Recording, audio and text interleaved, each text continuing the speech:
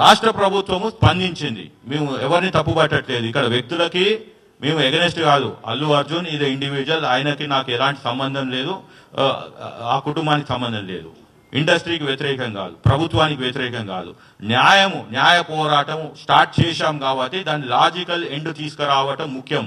ఏదో వచ్చాము ఒక గేమ్ ఆడాం పోయాం కాదు. ఎవడు లాస్ట్ బాల్ దానికి ఆడతాడో వాడే విన్నర్ కాకుండా కానీ మనకు తృప్తి ఉంటుంది. కానీ ఇక్కడ మాకు వీఆర్ విన్నర్స్ టుడే.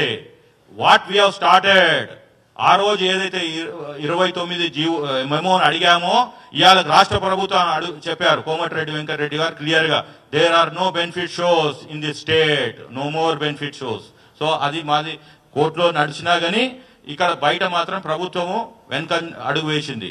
రెండోది, మేము ఏదైతే అల్లు అర్జున్ అని ఏదైతే పిలిపించామో 7వ తారీఖు నాడు, ఆ రోజే చెప్పిన ఎవ్వరు పోవట్లేదు ఆ విక్టిమ్ దగ్గరికి. ఇవాళ వెళ్తున్నారు 3 వారాల తర్వాత, 20 రోజుల తర్వాత. ఆ రోజు ఎవరు పోలే. కాబట్టి అల్లు అర్జున్ దాని అడ్వాంటేజ్ తీసుకొని 25 లక్షలు ప్రకటించాడు. అక్కడ రోజు పోయి 1,25,000 అబ్బాయికి కడుతున్నాడు. కాబట్టి ఆ victim he did to set that I'm going to withdraw the complaint.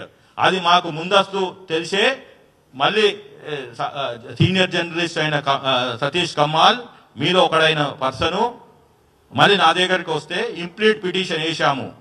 అది చాలా కష్టము ఇంప్లీట్ పిటిషన్, ఇప్పటికి చాలా మందికి అర్థం కావట్లేదు. కానీ మేము ఇంటర్నేషనల్ జూరిస్ప్రుడెన్స్ సైటేషన్స్ చేస్తూ ఇలా విక్టిమ్ దగ్గరికి పోయి డబ్బులు ఇస్తానని వీడియోలు పెట్టాడు. ఇది బ్లడ్ మనీ, మన ఇండియన్ రాజ్యాంగంలో లేదు, మన లీగల్ ఫ్రేమ్లకు లేని దాన్ని బ్లడ్ మనీని తీసుకొచ్చి చేస్తున్నాడు. అంటే ఆ రోజు మమ్మల్ని ఇంప్లీడ్కి పర్మిషన్ ఇచ్చింది కోర్టు. కానీ మేము ఎక్స్పెక్ట్ చేయలే. మేము అనుకున్నది ఏది క్వాష్ పిటిషన్ వాళ్ళు 11వ తారీఖు వేశారు. మేము ఏదైతే 7వ తారీఖు పిలిపించామో అరెస్ట్ అల్లు అర్జున్ అని, అప్పటి నుంచి వాళ్ళ లీగల్ టీం మూవ్ అయింది. 11వ తారీఖు క్వాష్ పిటిషన్ వేశారు. వాళ్ళది క్రిమినల్ పిటిషన్ నెంబర్ 15270 ఆఫ్ 2024లో. మేము 12వ తారీఖు నాడు ఇంప్లీట్ పిటిషన్ వేశాము. 13 నాడు రావాల్సి ఉండే ఏది బెంచ్ మీదకి రాలేదు. సో కానీ లంచ్ మోషన్ మూవ్ చేశారు. ఇంకా మిగిలినంతా మీకు తెలుసు మీడియా మిత్రులకి ఏం జరిగింది అనేది.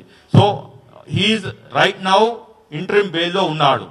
కానీ రాగానే మళ్ళీ మీడియాని అడ్రస్ చేస్తూ బెయిల్ కండిషన్స్ వయలేట్ చేస్తే మళ్ళీ మేము 14వ తారీఖు నాడు మీడియా సమక్షంగా చెప్పాను, అతను బెయిల్ టర్మ్స్ వయలేట్ చేశాడు. ఈ స్టేట్ గవర్నమెంట్ ఇమ్మీడియట్గా బెయిల్ క్యాన్సిలేషన్కి వెళ్ళాలి అని. సరే వాళ్ళకి ఇన్వెస్టిగేషన్ చేస్తున్నారు కాబట్టి సరే మనం ఒక 2-3 రోజులు ఓపిక పడదాం అనుకున్నారు, ఏంటో తెలియదు. దాని తర్వాత మళ్ళీ మేము 16వ తారీఖు నాడు ఆదివారం నాడు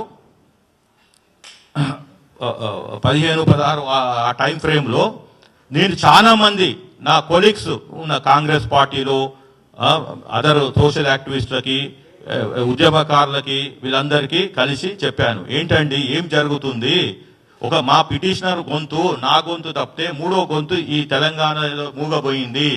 సరే పోలీసు వాళ్ళు ప్రాసిక్యూట్ చేశారు కానీ అక్కడ వాదనలు కరెక్ట్గా వినిపించలేదు అని నా అభిప్రాయాన్ని వ్యక్తపరిస్తే నా మీద ఉన్న గౌరవంతో వాళ్ళు ముఖ్యమంత్రికి ఎమ్మటే వాళ్ళ దృష్టికి తీసుకెళ్లారు.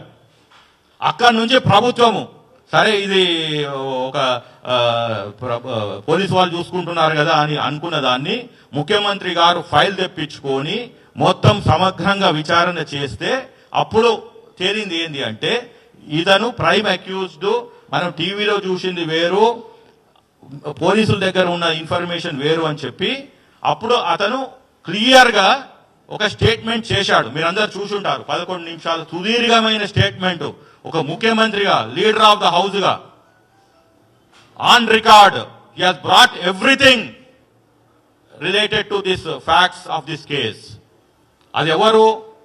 MIM floor leader Akbaruddin Owaisi, who is the senior most in this house.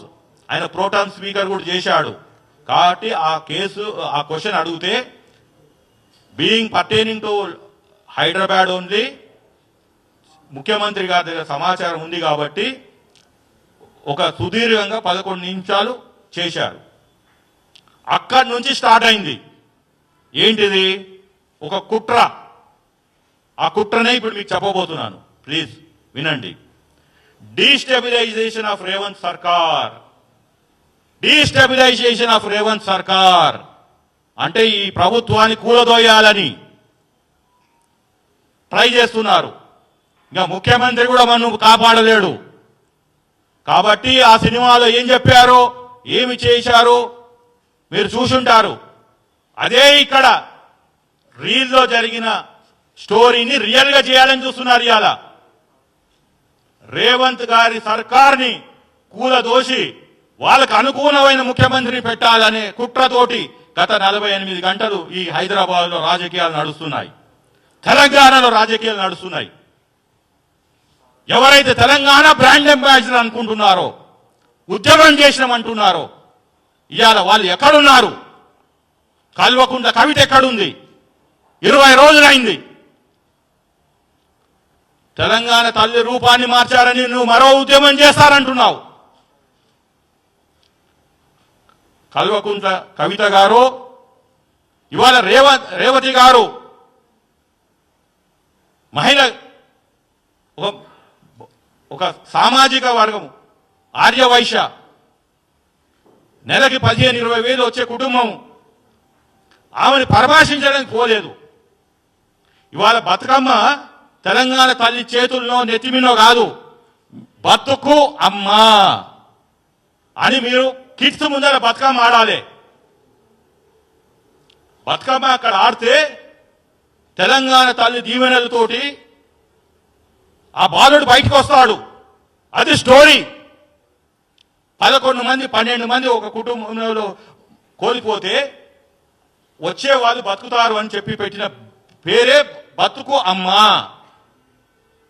వీళ్ళకి మిడిమిడి జ్ఞానంతో ఈ కల్వకుంట్ల కవిత బతుకమ్మని ఒక ఫ్యాషన్గా తయారు చేసి పెట్టి 10 కోట్లు 10 సంవత్సరాలు అంటే 10 × 10 100 కోట్లు ఒక స్కామ్ చేసిండ్రు.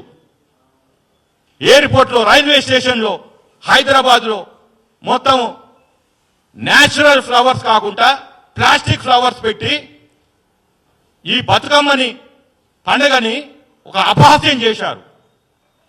ఇవాళ ఆడవలసింది కిమ్స్ ముందర ఆ బాబుని రక్షించాలని. ఇది story. This is the real thing.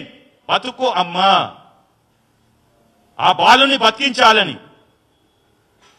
కానీ వీళ్ళకి మనకి ఆ బాలుడి చావు బతుకులతో, ఆ మహిళ గురించి వద్దో, రాజకీయాలు కావాలి. What non sense is this?